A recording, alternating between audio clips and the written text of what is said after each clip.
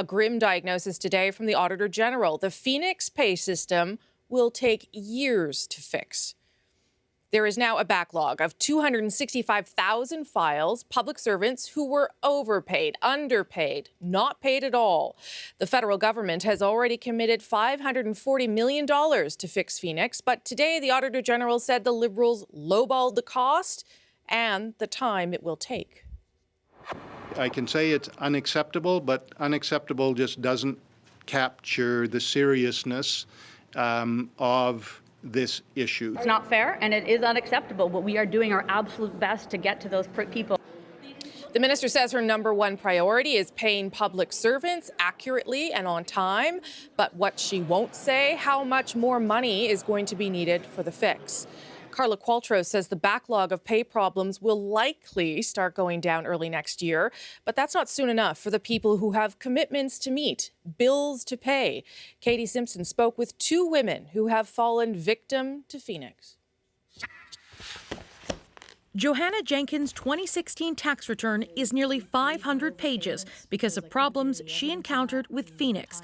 The federal government has underpaid her by thousands of dollars, and the uncertainty, she says, has triggered anxiety.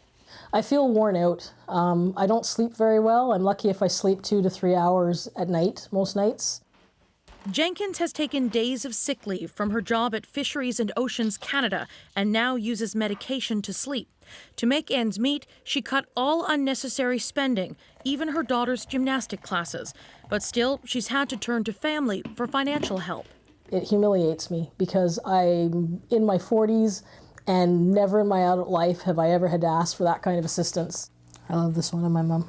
Jenkins says the hardest part of this situation is not being able to afford the travel to visit her elderly mother who lives in Ottawa. My mother has Alzheimer's, and, progressively over time, there's less and less of my mother to visit. I'd really like to see her sooner rather than later.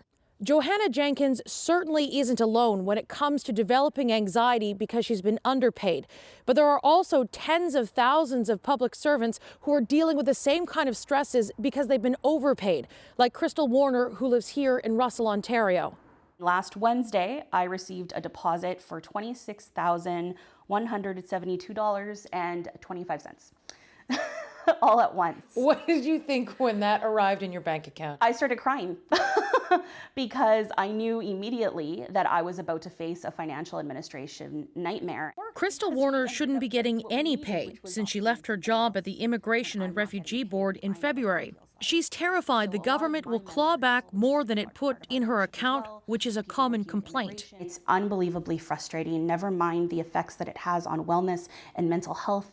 Warner is a vice president of a branch of the Public Service Alliance of Canada. She says the union is considering walkouts in protest, and she's asking the public to be patient. Just try and understand what it would mean for you and your family if you weren't getting a paycheck and you couldn't put food on the table, and try and have empathy for us.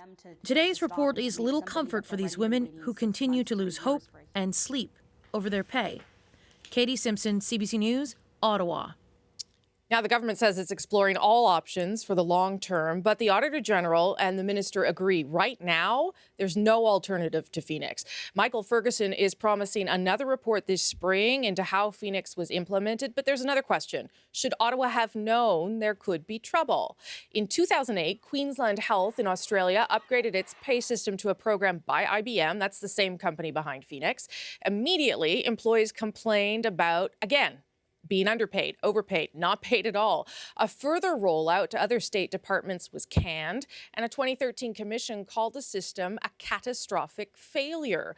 The total cost to taxpayers there, 1.2 billion Australian dollars.